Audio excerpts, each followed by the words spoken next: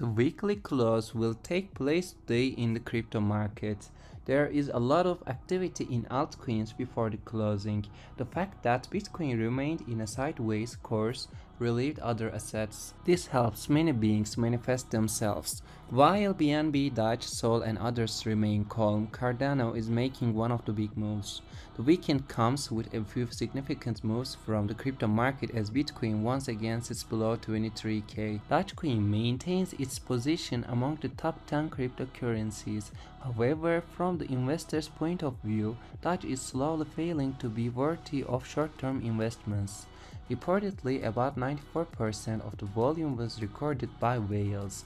It somehow underscores the fact that retail investors have hope for recovery, and the short-term recovery may soon be reflected in prices. Coinbase Ventures, the investment arm of the American crypto exchange, focuses on DeFi protocols.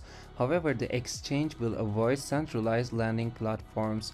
Coinbase Ventures' Q2 report shows that overall trading activity has plummeted amid the pessimistic mood prevailing in the broader market. However, the downside market condition has not changed the firm's investment thesis for infrastructure projects that show the real benefit and the booming Web3 gaming industry.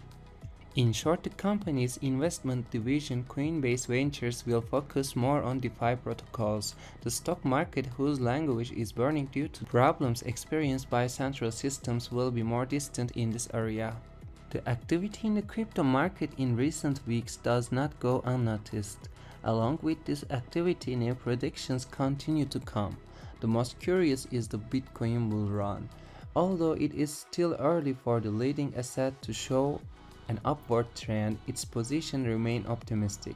In this way, the fear of investors is reduced. In an interview with Kitco News on July 23, Grooms suggested that the next rally will occur 6 to 12 months before the Bitcoin halving event scheduled for May 2024. Please don't forget to subscribe. Have a nice day.